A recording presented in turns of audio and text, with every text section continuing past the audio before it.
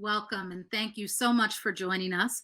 I'm Lynette Clemetson, Director of Wallace House at the University of Michigan, where we support the work and the careers of journalists through the Knight-Wallace Fellowships for Journalists and the Livingston Awards for Journalists. We also do public events like this one you are joining us for today.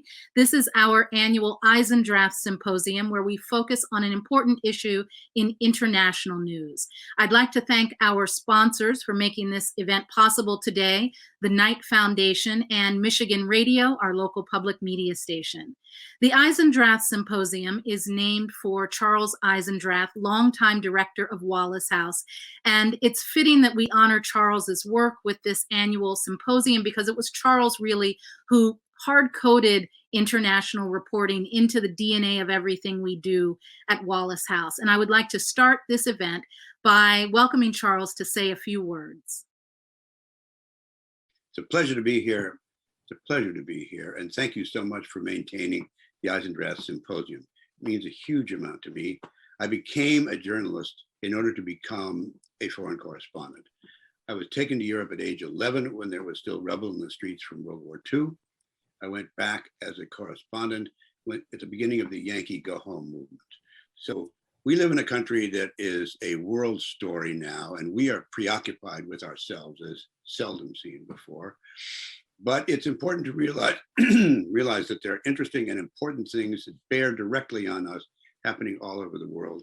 And this symposium begins to suggest just how interesting and important they always are. So thanks again, Lynette. Thank you, Charles, for everything you've done for Wallace House and for me as I lead the program into the future. Now, today we are going to be talking about an incredible project called the Cartel Project and collaborative investigative journalism. This is actually a relatively new concept, and we're going to be talking about it in a few moments. I want to introduce to you, the people who are joining us today. And I want to tell you that we're going to be taking your questions later on in the conversations. For those of you who are following us on YouTube, you can submit your questions on the chat feature in YouTube. And if you would like to tweet your questions, just please make sure to include the hashtag Wallace House, and we will find your tweets and we will include those when we get to the Q&A portion of the conversation.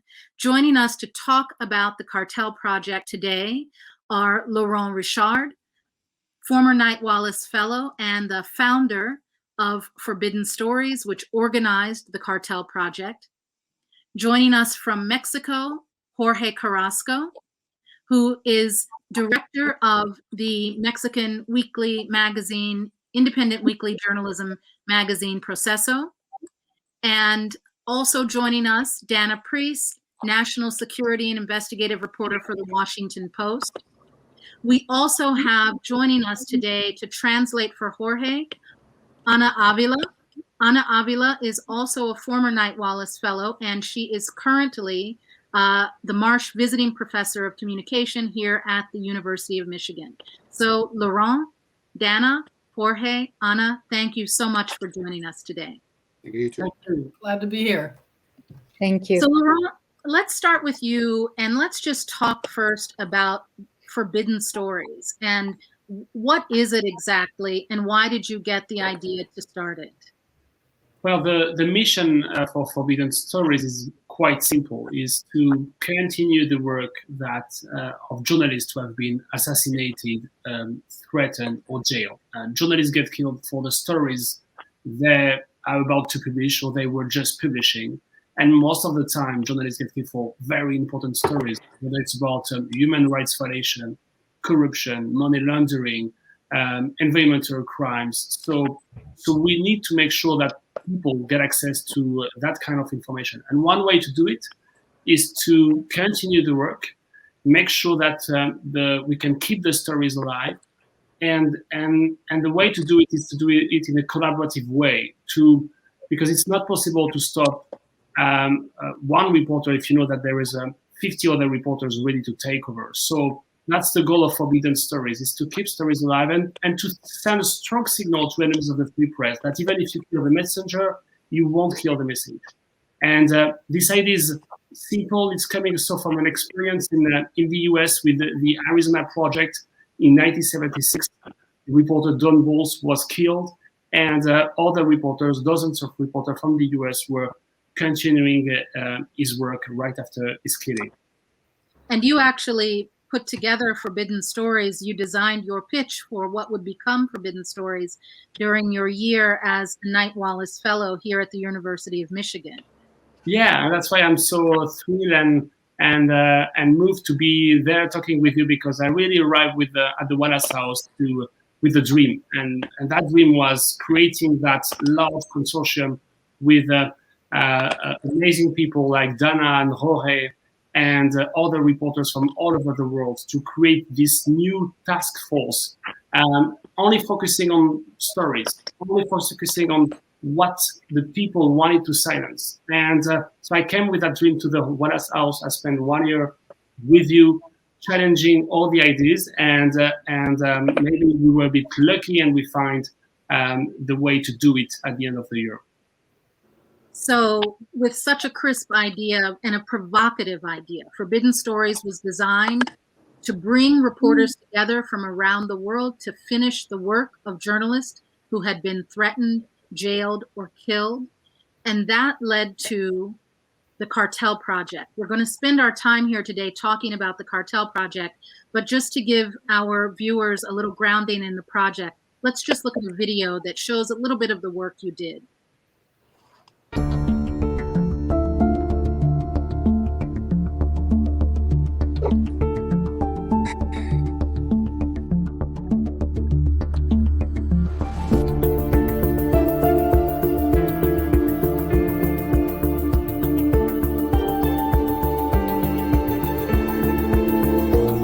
Également du projet Cartel. Le Cartel Project. El proyecto Cartel que ha coordinado Forbidden Stories. Un collectif de journalistes d'investigation mondiale. Dont l'objectif est de terminer les enquêtes des journalistes censurés, emprisonnés ou tués. It's not because a good-hearted, hardworking journalist was killed. It's because what does it say about the citizens of that country and their ability to know the truth in their everyday lives?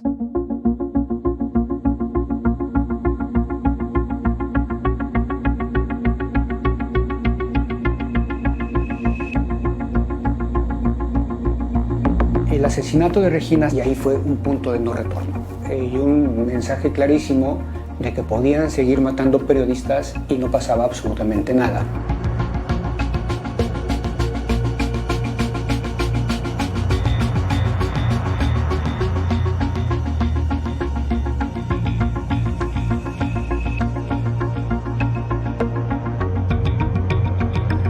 There were so many great journalists from all around the world, and I was asking myself, okay, how did I sneak into this place? Avant d'arriver à Paris, je me suis dit, mais comment je peux aider? Moi, journaliste européen.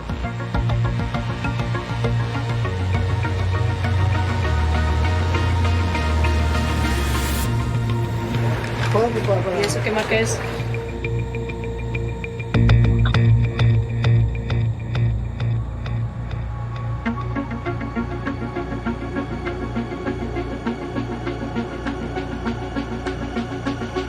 On sent une force incroyable. Tous ces gens réunis là pour un objectif, tous ensemble.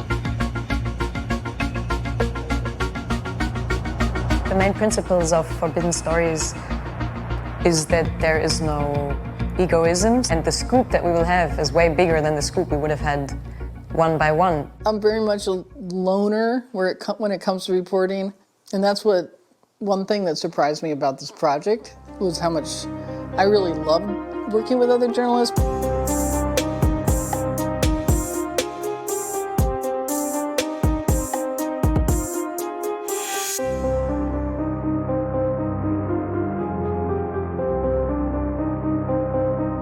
O sea, si eso se lograra con el apoyo de la prensa internacional, yo creo que sería una enorme ganancia. Behind that is the idea that not to let the killers determine what is the news, not to let the killers silence individual journalists, and that we will take on the work that they were doing when they were killed. And so that's what we did. Such incredible work, and I'm so eager to unpack some of this with you. Let's just start by saying 60 reporters, 25 news outlets, 18 different countries, and just start by acknowledging for anyone who doesn't follow journalism regularly that coming together in this way to report a story is a relatively new kind of development in journalism, right? Journalism in the past has been really driven by competitiveness and scoops and one news organization trying to get to a story first before a news organization that they see as their competitor. And so there are two really novel ideas in here. First, there's that core idea of continuing the work of a journalist who has been killed, and then convincing other journalists around the world to work together on a story and forgo the notion of a big scoop to work collaboratively on something. And so how did the Cartel Project come to you as a story for Forbidden Stories to tackle? So first, for us, it was very obvious that if we are Forbidden Stories and if we have this mission in mind, we need to investigate and to continue the work of assassinating Mexican reporters, because they are the ones on the most dangerous place in the world, facing not only drug cartels, but what we call the gray zone. The danger is coming from any kind of places where you can find some corruption and people who have interest to hide a lot of things. So, as you say, it's not, with Forbidden Stories, we are not starting the investigation with a leak, with receiving something new, but we are just doing basic journalism that someone has been killed at the beginning, and someone has been killed in relation to one story, one investigation. And Regina Martinez has been killed because of her work, because of the stories she was working on. So we talked with the Jorge first, and with all the partners who were having some interest and connection, first in the mission and also in the stories, of course, itself. And so we decide to continue the work of Regina and to investigate the threats she was receiving, the killing of Regina itself, and so to continue her work on drug cartels worldwide, because it was so important to show the public opinion that what happened to Mexican reporters in Mexico is not only a Mexican story. That's also a French story. That's also a US story, because the drug is sold everywhere, because the money laundering schemes are everywhere, because the lawyer used by that kind of organized crime groups are in London, in Dubai, in everywhere. So facing that kind of crime, we needed a global response for that. So this is how it started. And Jorge, can you talk to us about how Laurent reached out to you? He mentioned that Mexico is one of the most dangerous places in the world for journalists, and Regina Martinez was killed in 2012 for her work. How did he approach you so many years later to try to go back and finish her reporting? And what was your response when a French investigative reporter reached out to you about that work? Bueno, fue a fines del año 2018 cuando 2018. Laurent y Sandrine, la editora de Forbidden Stories, Laurent and the editor me buscaron, acordamos y nos vimos en Ciudad de México ya a principios del año 2019. We met in Mexico City at the beginning of 2019. Y cuando nos sentamos a conversar, yo estaba muy interesado porque el principio era el asesinato de Regina Martínez, pero también era una serie de temas que Proceso ha estado profundamente involucrado, particularmente en lo que tiene que ver con narcopolítica. So it was when we decided to discuss, it was not only about Regina's murder, it was also about a series of investigations that Proceso was leading about drug cartels. ¿Dijiste de cárteles de las drogas? About drug cartels, yes. Entonces, estuvimos conversando y lo que era muy interesante, lo que fue muy interesante para mí fue que cada uno de los puntos en los que estaba interesado Forbidden Stories eran investigaciones que Proceso ya había hecho durante varios años. So what interested me the most was that Forbidden Stories wanted to take into account many investigations that Proceso had been working on along the years. Entonces fue actualizar esas historias. It was updating the stories. Y particularmente lo que dijo Laurent de mantener viva la historia en el caso de Regina Martinez. And particularly to keep alive Regina's story through the investigation. Entonces, ese propósito de Forbidden Stories, de mantener vivas las historias de los periodistas asesinados, y el propósito de Proceso de mantener también esa historia viva y dar a conocer internacionalmente lo que hemos hecho al respecto, fue una coyuntura perfecta para trabajar juntos. So it was perfect for us to get to know the public about Regina's case and also the ongoing investigation that Proceso has done along these years about the same topics. And I'm sure it must have been exciting too, this notion that Laurent mentioned about understanding that Regina's murder, the cartels, is not just a story in Mexico because of the nature of the drug cartels. It is a story in Europe. It is a story in Asia. It is a story in Africa. It is a story in the United States. And being able to add resources to the existing resources that Proceso was contributing to looking into this story. Es correcto. Y en el caso particular de México, este tema de la situación de los periodistas asesinados es altamente sensible, porque estamos hablando de 150 periodistas asesinados, prácticamente 150 desde el año 2000 a la fecha. So this particular case was of the Mexican interest because many journalists have been killed. Since year 2000, 150 journalists have been murdered. Y a ese hecho del asesinato, un 98-99% de los casos está sin investigar, sin establecer responsables, sin conocer siquiera las causas, es decir, en la absoluta impunidad. Yeah, and 98% of those murders haven't been investigated and there are no charges and the impunity continues. Entonces, lo más significativo como resultado de esta investigación del Cartel Project ha sido que el caso Regina ha tomado un nuevo impulso para que sea retomado por las autoridades. For us, it was very important to put Regina again on the public interest because it has regained a new interest from the government and that can open the investigation again.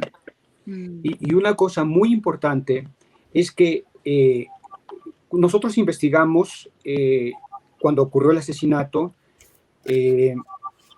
pero la contribución de los colegas, el trabajo de colaboración internacional nos dio a nosotros mismos en Proceso una mirada más fresca para volvernos a acercar al tema.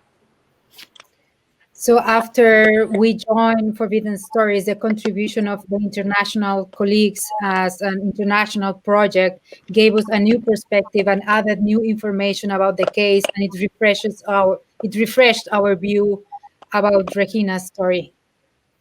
So this is a good place to bring Dana into the conversation. Dana, you know, you are an award-winning investigative reporter, national security reporter with the Washington Post. The Washington Post is known for breaking big stories, having investigative scoops, and being a leader on its own independently in its journalism. What attracted you to this project and the idea of working on an investigation collaboratively with reporters all over the world? Well, honestly, I was given the assignment by an editor. That's what attracted me first.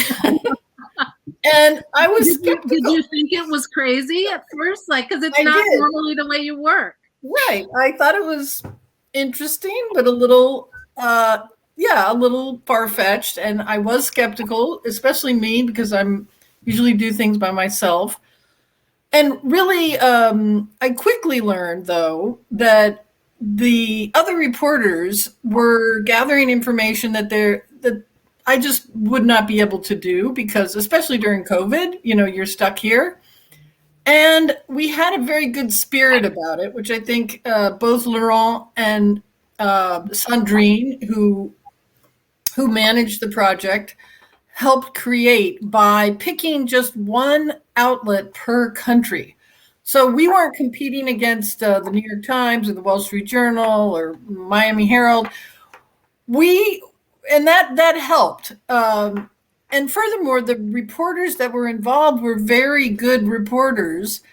And so right from the start, we were able to, I think, get to know each other and trust that everybody would share information. And that was key to the collaboration later on. So when I would find out something, I would put it out for everybody, and then the same happened. And you multiply what you can find out by giving each other tips.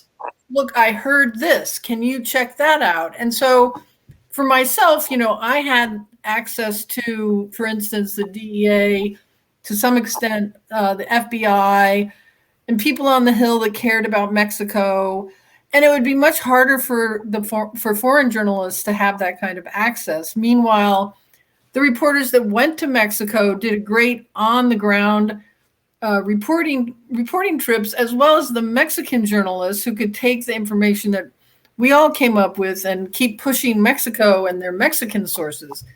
So it really is a great idea. And also what I found personally very satisfying was to go back to a case that happened so many years ago, but that is so relevant to today. And so one of the things we investigated were the two governors of the state of Veracruz, who normally the Washington Post readers, frankly, would not be reading about in the year 2000 as we confront our own problems here in the United States.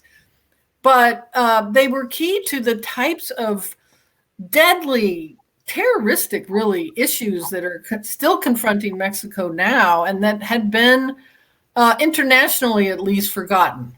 So by the time, I was deeply involved with the reporting, I kept thinking to myself, why doesn't the whole world know about these two corrupt governors? This is crazy, And because Mexico's, the neighbor of the United States, it seemed irresponsible on the part of American journalists not to have this front and center. And yet we had so many other problems going on. And then finally, I'll say, when we published the stories and seeing Regina's, we all got to know Regina so well, and to respect her and to frankly judge ourselves, from speaking for myself, judging my own journalism against this woman who is so much braver and courageous than I could ever be.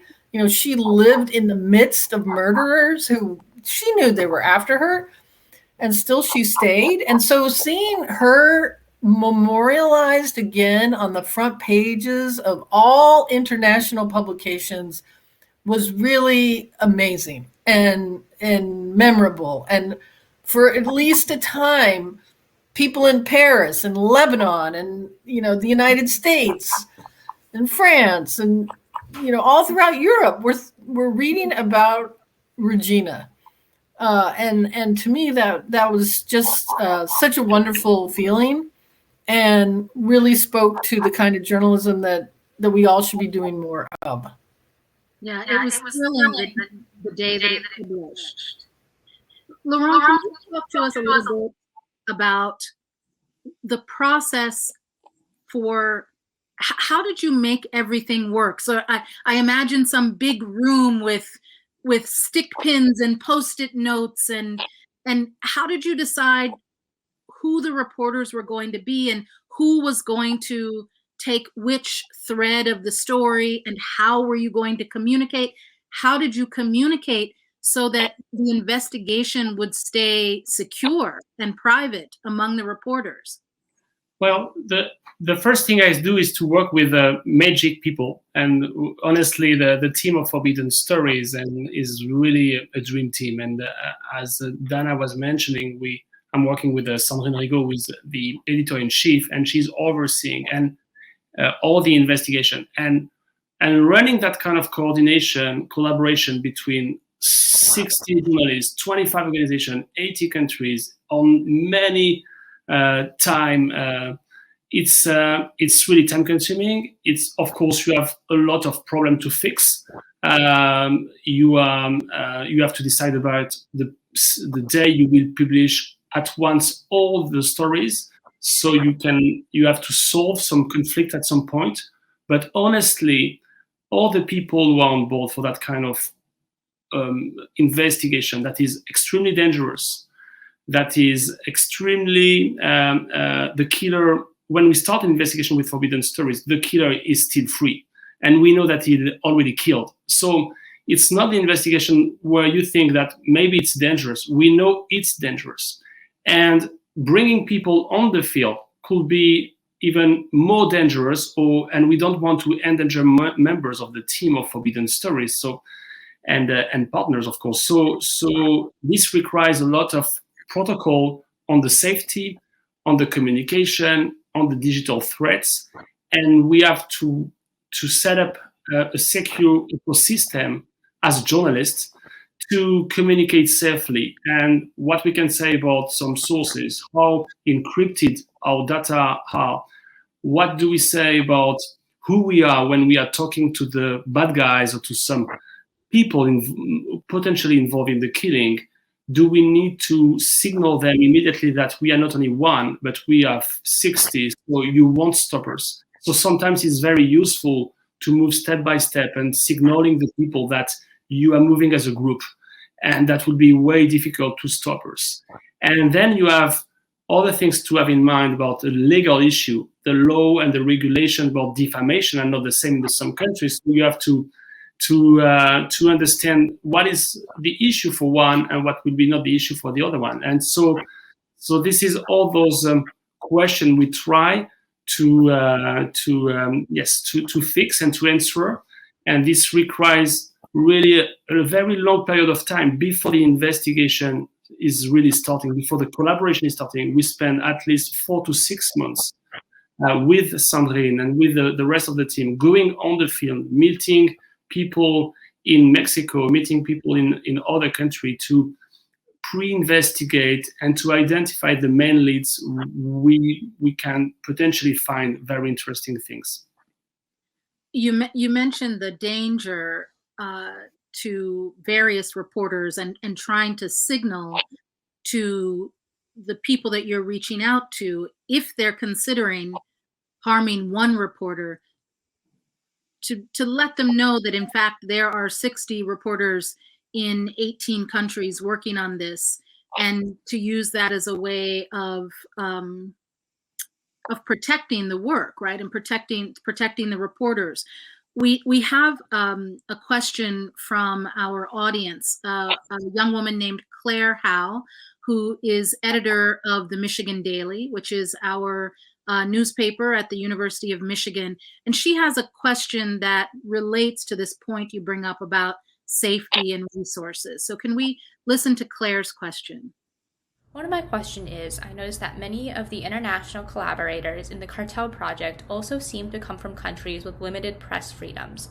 I'm wondering, what was the dynamic like on the team between reporters from countries with more resources and protections versus those with less?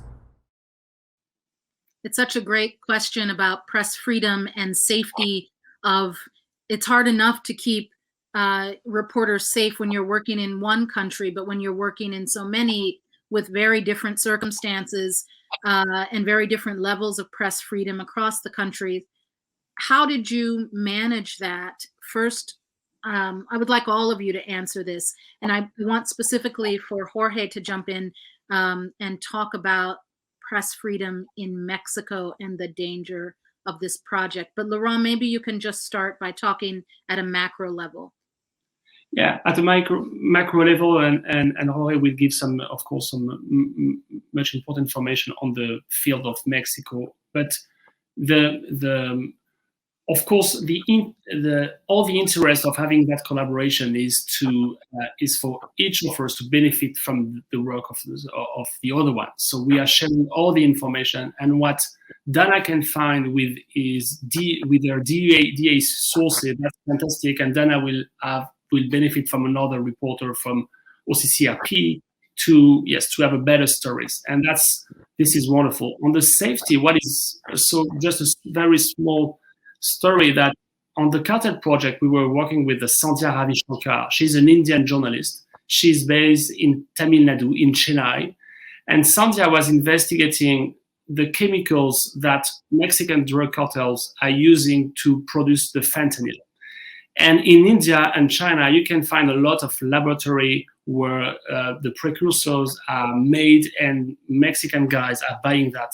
And so Sandhya was investigating that from India, and Sandhya was 1 year before the journalist that we were continuing and the work because she was under threat because of the Sen mafia and organized crime group in India.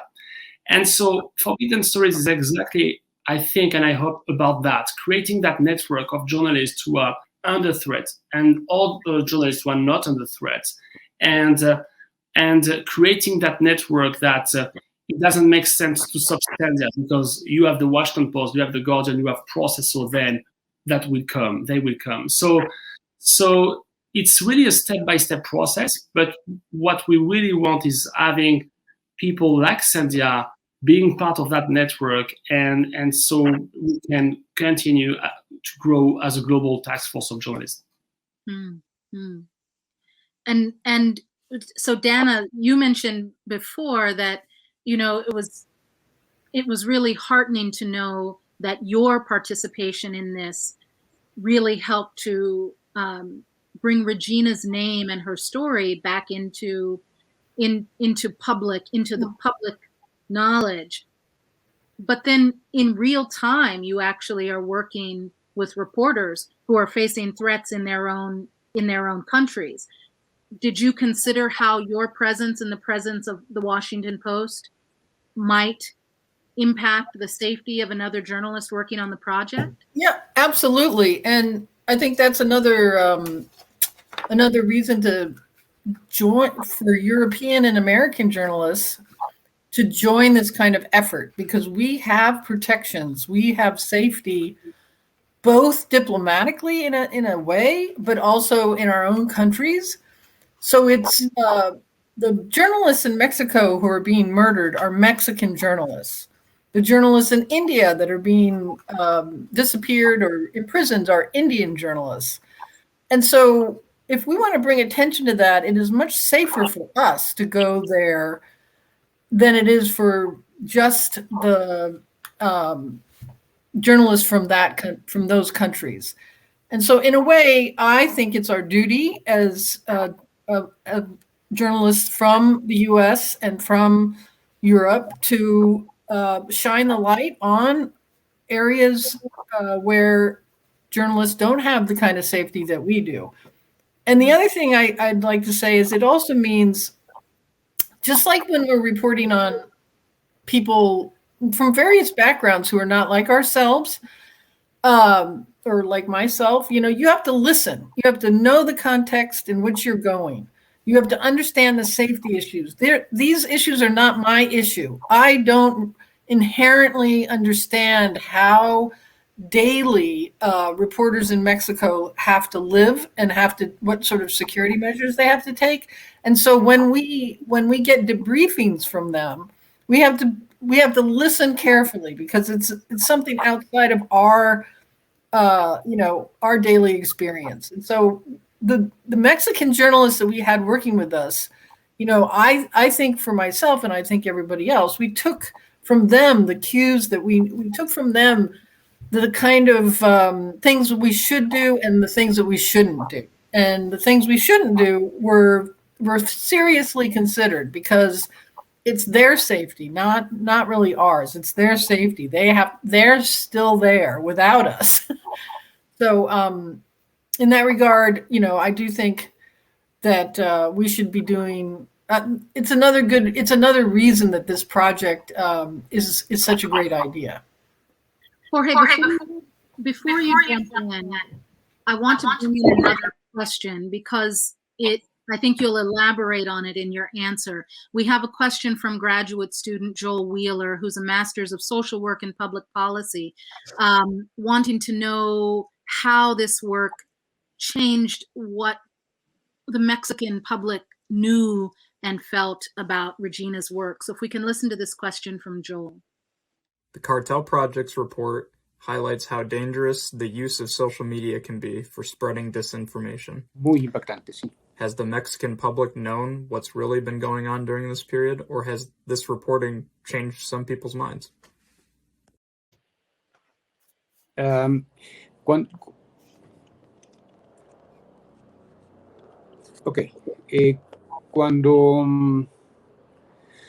Cuando ocurrió el asesinato de Regina en 2012, fue muy impactante para la sociedad mexicana porque se trataba del primer asesinato de una periodista nacional en México. So when Regina's murder occurred in 2012, it was very shocking because it was the first murder of a national reporter. Entonces, lo que hizo Proceso fue durante un año estar investigando permanentemente el caso y estar presionando a la autoridad para que definiera y esclareciera el asesinato. So Proceso during 1 year was investigating the case and putting pressure on the Mexican authorities to investigate and continue the investigation. Pero esa presión que nosotros hicimos al final se revirtió porque fuimos amenazados para ya no continuar con la investigación. But the pressure that we were putting on the government came back against us because we were receiving threats from the government. Entonces, fue también muy impactante, pero además fue absolutamente, el sentimiento fue de impotencia, de no poder seguir con la historia. We felt really, it was shocking, but as well as we felt impotence because we couldn't continue the research process. We felt helpless. Y además siendo testigos de una historia en torno a un asesinato pasional, sin conocer realmente lo que pasó, las implicaciones del trabajo periodístico de Regina en la investigación. So we were there in the middle of that, and dijiste un asesinato pasional. ¿La autoridad dijo eso? Sí. The authorities said it was like a personal issue, like a passionate murder, and we were on the ongoing investigation knowing that it wasn't that, and we felt really hopeless. Entonces lo que hicimos a partir de ese momento fue tener en la memoria pública, recordar el asesinato, recordarlo, pero no le habíamos dado un impulso, no habíamos retomado la historia y la fuerza hasta que llegó el proyecto Cartel, el Cartel Project. We never left the case. We continue remembering Regina, and we continue the investigation and bringing the case to the magazine and publishing her case over and over again, but it didn't have an impact, or the investigation didn't grow as it did when Laurent reached them and they started to work together as an international team. Y entonces lo significativo fueron dos cosas. Primero, que la prensa internacional conoció de manera directa las condiciones en las que trabajamos este tipo de temas en México. So it had two impacts. The first one is that the international press knew from the investigation, the Cartel Project, how we work in Mexico. Y el segundo impacto fue la publicación misma. Cuando vimos las publicaciones en Le Monde, The Washington Post, The Guardian, en toda la prensa internacional al mismo tiempo, sí se generó un impacto en la opinión pública nacional. And the second impact was the story, the actual Cartel Project, when it was published internationally. It had a national impact in Mexico among the media and the people in general. Y entonces lo que se logró, y esto nos colocó en un escenario nuevo, es que el gobierno mexicano tiene un compromiso público de hacer una nueva investigación. So now the Mexican government publicly said that they want to reopen the case and start a new investigation. It's so incredible that the case has been reopened, and it's an incredible accomplishment when we talk about wanting to have an impact with our journalism and try to prompt accountability. This is what we would hope journalism would do. We have one more video question, and this one will be for Jorge, from Karuna Nankumar, who's at the Ford School for Public Policy, and she also wants to know about protecting journalists on the ground in Mexico. I'm wondering if you can speak a little more about what the collaboration during this project looked like with reporters in Mexico on the ground, and how the Cartel Project was able to both protect these reporters over the course of the project and achieve its goals. Thank you. So we've talked a little bit about what it was, the difference in different countries, but Jorge, can you speak a little bit more to the journalists in Mexico who were working on this, and what kind of sense of danger they might have felt while working on this project? Sí, algo que fue muy importante en este proyecto es que los periodistas mexicanos, los periodistas de Proceso que participaron en el proyecto, pues todos tenemos experiencias o malas experiencias en términos de seguridad. Entonces hemos desarrollado ciertos protocolos o ciertas medidas específicas para protegernos. Hace rato hablábamos de las comunicaciones. Este es uno de los elementos que tomamos muy en cuenta, pero para ir ya cuando vamos al terreno, sí lo hacemos con mucha precaución. Estamos en comunicación permanente entre el lugar donde están reportándose constantemente a Ciudad de México. Los temas específicos los tratamos con comunicaciones más controladas. Okay, so when, like, all the journalists involved in Mexico and the Mexican journalists in Proceso, we have had very bad experiences in security terms. So we have created our own protocols and measures to protect ourselves. And when we are or we're in the ground, we communicate each other constantly, and we have encrypted communications to keep us in contact at all times. Por ejemplo, cuando un equipo de Forbidden Stories fue a Veracruz, antes de irse, tuvimos una conversación la tarde anterior tratando de tener el mayor control posible de lo que pudiera pasar. Entonces,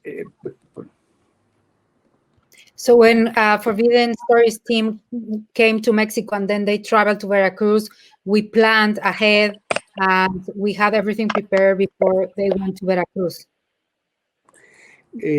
Entonces, las experiencias las experiencias anteriores que hemos tenido nos han servido mucho para ir, para ser muy cuidadosos incluso en los tiempos, ¿en qué momento decidimos buscar a las personas? So with our previous experiences with security issues, we have now a background that has helped us to be very careful, even to know the exact timing in which we should travel or not.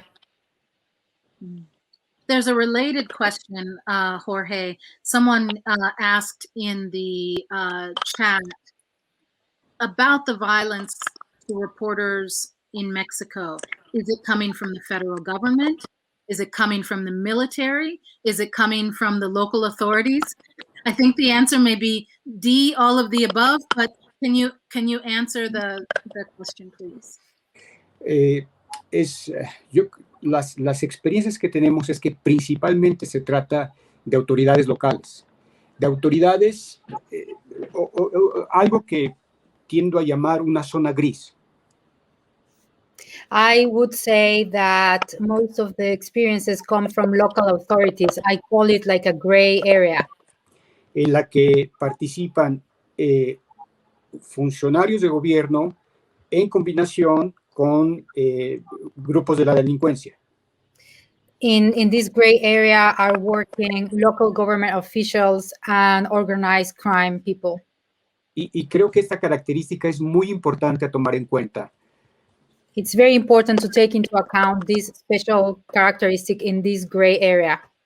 Porque no se trata de una agresión oficial del gobierno contra la prensa, sino de una combinación de narcopolítica o solamente de grupos de la delincuencia que no tienen rostro y que entonces es muy difícil identificar de dónde vienen las agresiones.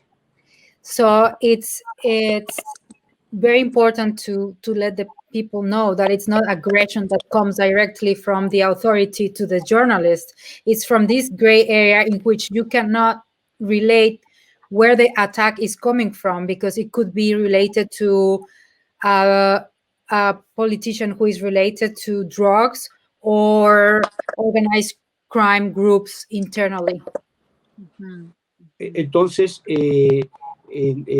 esto es lo que ha pasado o lo que explica la impunidad en el caso de los periodistas en México, que es muy difícil identificar quién ordenó y quién ejecutó. That explains the lack of accountability in these cases and the high rates of impunity when journalists are killed, because there is very difficult way to follow the tracks of who committed these murders. Porque podría ser el caso que una autoridad pidiera una agresión contra un periodista, pero nunca vamos a saber si hay una autoridad. Es el caso específico de Regina Martinez. So there could be the case that an authority asks someone in the organized crime or inside this gray area to commit the crime, but it's very difficult to find the link between the authority and the organized crime member who committed the crime. Y sin duda que también existen las agresiones directamente por parte de la delincuencia organizada. And of course, there are also threats that come directly from organized crimes to the journalists. The next question we have, Dana, I'm going to ask you to take this one. For any student journalist who may be watching, how would you recommend pushing back against tight-lipped or even corrupt officials that we might interview? It's such a great question, because student journalists watching you now, I think, maybe feel inspired by this work that you're doing and how brave everyone working on the Cartel Project had to be. But when you're a student, you don't have a lot of protection. So how do students push against corruption and against just obfuscation? Yeah, I think those can be two different things. First of all, if I kind of feel like the best information to go after is what the officials don't want you to know. So let's just start that way, like set your bar high and then understand what you are owed as a member of the public and of the media, and don't back down. And that means, going after it repetitively, maybe through FOIAs, maybe through other people that used to work in a given department. Just consider it your right to know, and certainly your right to inform the public. On the international front, I think this is a very important question, and it's why I teach press freedom and censorship around the world to my students, because again, I sort of said this before, but to me, it's our duty as American journalists to help out and to use our privilege and our press freedom in this country to shine the light on what's happening in other countries, not just because it's a good thing to do, but because ultimately it affects the freedom and democracy of all of us. When people in Mexico, for instance, are suffering from this confluence of corrupt politicians, corrupt police, and the cartels. And I think that's one of the and so students can study this on their own or with their professors, study press freedom,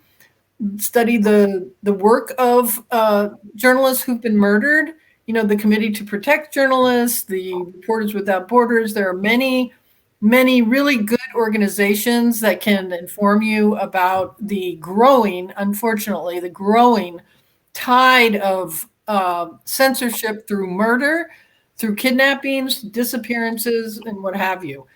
And to me, that should inform your own journalism. If we think we have a hard time because some city official won't answer our question, well, just think about the reporter in Mexico who's dodging murderous cartel members, and then go back and talk to that official. It really puts things, for me, it puts things in perspective.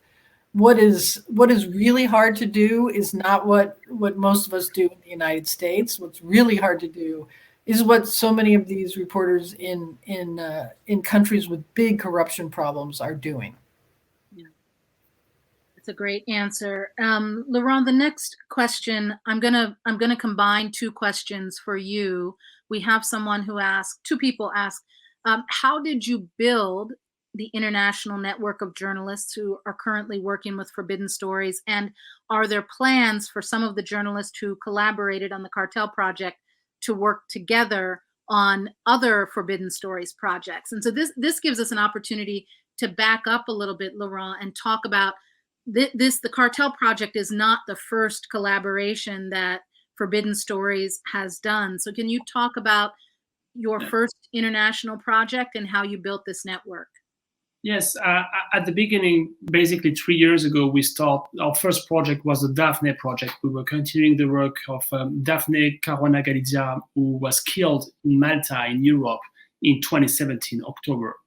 And we wanted to work with journalists who first were interested into investigative journalism. That means that you start a story with not knowing where you are going. It's really the most difficult thing in investigation, that when you are pitching the story to your editor, he will tell you or she will tell you, but what is a revelation? And you will answer, I don't know, but I believe in this story, so give me 10 days or give me 10 years. And so that's the most difficult part of our life, I think, sometimes. And the second thing is, so you have to believe that strongly into journalism for doing that. And the second thing is to believe in collaborative journalism. That means I don't want to be the only one on stage for the award. I'm ready to work with the other ones. I'm ready to let my ego far away from this project. And I will share all my information with the other one, because what we're looking for is really to achieve a difficult and dangerous investigation, very complex, that requires a lot of skills and different skills. That you need people who are very good and who have good sources on tax avoidance for some money laundering part of its stories. You need people who have strong connection with authorities who are fighting against drug dealers or other things. You need people who will be very good in doing some OSINT work. They are investigating open source pictures everything they can find on the net, on Twitter, on Facebook, to identify the weapons used by the cartels by the serial number. And so we are creating the network that way with talented people who have different kind of skills, who believe in collaboration and who believe in investigative work. And so we build that way. And the second question, of course, is yes, from the beginning, from the Daphne Project to the Cartel Project, we are growing, and we try to do that in a way where we are building trust between each of us. And that's the most important word in that kind of adventure. You need to trust the people, because if there is one mistake done by someone, you can really contaminate as a cluster the entire group who will work on this information. So we are all publishing the stories, but we are all independent. We are all our view on the stories. We are not publishing the same stories in every paper, but so you have to share. You have to be very careful, and for that you need a very good relationship, and you need to know each other. So that's why project after project we start to keep that dream team evolving and growing. And to the question about whether or not the journalists who worked on this project might work together again? Yes, of course. We are building another project where we need people from previous project, and this is how we were doing from the past project to the Cartel Project, and how we will proceed. So that's a good place for us to wrap up. We had questions in the chat about other countries that are facing dangerous situations for journalists, and we should acknowledge that while we were talking about the situation in Mexico here, unfortunately, there is much work for Forbidden Stories to do, because there are numerous countries around the world where the basic work of journalism and the work of journalists are constantly under threat for the simplest of reporting tasks. And so, Laurent, we are so thankful to you for creating Forbidden Stories and for continuing in the work. It is wonderful to see organizations in the United States like the Washington Post being eager collaborators to Forbidden Stories. So Dana, thank you so much for your work, and we look forward to hopefully seeing you in future investigations. And Jorge, for all of these years since Regina Martinez was murdered, we really thank you and Proceso for following the story for all of these years when the world was not paying attention. We hope that the president's agreement to reopen the case, that there will be enough pressure from journalists that he will follow through, and that there will be accountability in this case, and further light brought to make the situation for journalists in Mexico safer, and so you can continue your work. Ana, thank you so much for translating and for the work that you have done in Mexico, you yourself as an investigative journalist. It's really heartening to see the work of all of you, and for the students who are watching us today, I really thank you for joining. This work of journalism takes it takes passion, and it takes a bit of desire to be a little bit of a troublemaker. And so we thank those of you out there who want to be engaged in this work of asking questions and pushing for answers. And we hope that you will follow the work of Forbidden Stories. If you haven't read or consumed the Cartel Project, you can still access that work. You can follow Laurent and Forbidden Stories on every social platform. And we have links to all of the work at Wallace House as well. So thank you all for joining us. We would like to thank again our sponsors for this event, the Knight Foundation and our local public media outlet, Michigan Radio. And we want to encourage you to join us for our upcoming events. We have coming up tomorrow morning a conversation that we're doing in collaboration with the University of Michigan's Detroit Center called An Ounce of Prevention, confronting concerns about the COVID-19 vaccine. Joining me in that conversation will be one of our current Knight-Wallace Fellows, Nick St. Fleur. And on Friday, April 2nd, I will be in conversation with Rainey Aronson Roth, who is the executive producer of Frontline, talking about the importance of documentary investigative journalism and the role that Frontline plays in our current journalism ecosystem. So thank you for joining us. We look forward to seeing you again. And to Charles Eisendrath and his work that has allowed us to create the Eisendrath Symposium, eternal thanks. We'll see you soon.